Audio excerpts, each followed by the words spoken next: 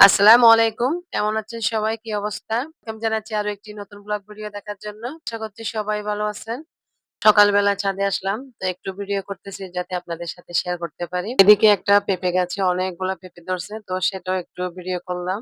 সকালে নাস্তা খাওয়ার পর আরেকবার নাস্তা করি প্রায় ১১টা ১১:৩০ দিকে। এদিকে কিন্তু আমার সোহামনিও চলে আসছে। তো সেও একসাথে বসে নাস্তাটা খেতে পারবে। সবসময় যে এভাবে নিয়ে আসি তা না। কখনো বিস্কিট দিয়েও খাই আবার কখনো নুডলস রান্না করি।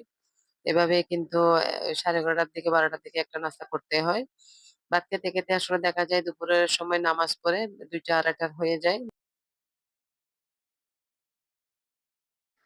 প্রতিটা পরিবারে একজন করে কর্তা থাকে যার মাধ্যমে আল্লাহ রাব্বুল আলামিন আমাদের রিজিক, আমাদের যে চাওয়া পাওয়া আমরা যার উপর নির্ভর করে থাকি সংসারে তো তিনি হচ্ছেন আমাদের হাসব্যান্ড। তো সেরকম প্রত্যেকটা পরিবারে আসলে একজন করে আছে কর্তা হিসাবে। তাদের যখন একটু অসুস্থ বোধ হয় তখন আসলে কিছুই ভালো লাগে না। আপনাদের ভাইয়াও একটু শারীরিকভাবে অসুস্থ। তো সবাই একটু দোয়া করবেন। নাস্তাটা শেষ করে কিন্তু আমি দুপুরে রান্না বান্নাতে চলে যাব। তো টেবিলে রাখা আছে দেখতে পাচ্ছেন শাক। তো শাকটা কিন্তু আমি কেটে ধুয়ে বেছে নেব। এরপরে এখানে মেখে রেখেছিলাম কিছুক্ষণ আগে। আমি গতকালকে যে লইট্টা মাছ নিয়ে আসছিল আপনাদের ভাইয়া। তো সেখান থেকে আমি কিছু লেজের অংশ রেখেছিলাম। লেজটা আসলে ভাজলে খুব তাড়াতাড়ি হয় মচমচে।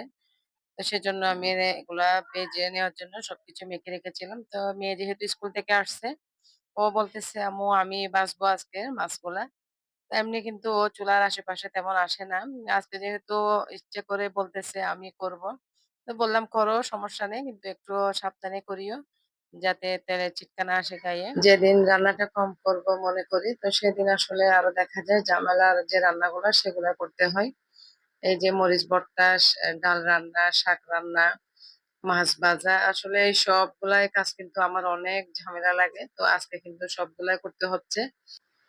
এই ধরনের খাবারগুলা যেরকম ঝামেলা লাগে কিন্তু খেতে বেশিক্ষণ লাগে না। সবগুলাই খাওয়া হয়ে যায়।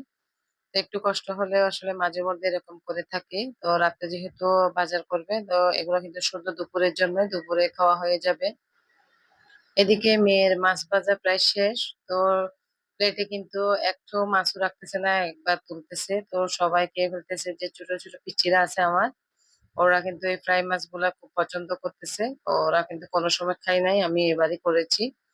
তো ওরা একটা, একটা নিয়ে যাচ্ছে আর খেয়ে ফেলতেছে। আর আমাকে বলতেছে, "আম্মু একটা পিকও তুলি নাই, সবগুলাই খেয়ে ফেলতেছে তোমার মেয়েরা।"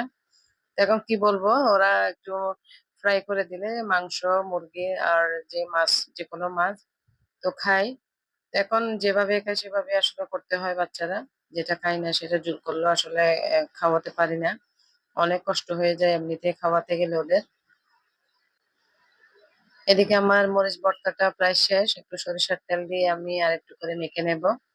তো মরিচ ভর্তাটা কিন্তু এখানে অনেকে অনেকভাবে কিন্তু করে। মরিচটা বেশি দিয়ে থাকে। তো আমাদের ঘরে কিন্তু বাচ্চারাও খাবে মরিচ ভর্তাটা।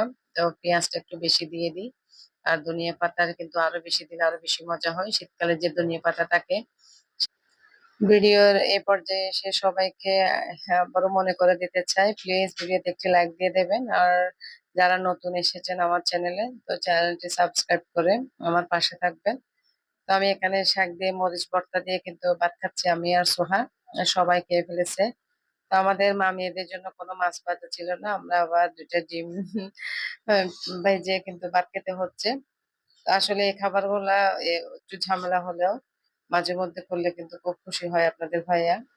আমার বাচ্চারাও কিন্তু আজকে অনেক ভালো করে সুন্দর করে কিন্তু ভাত খাইছে, মজা পাইছে। বলতেছে, "আম্মু ফ্রাই মাছটাও অনেক মজা ছিল।"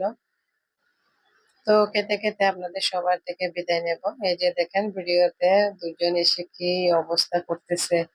তো সবাই দোয়া করবেন আমার পরিবারের জন্য। ভালো থাকবেন। আল্লাহ হাফেজ। আসসালামু আলাইকুম।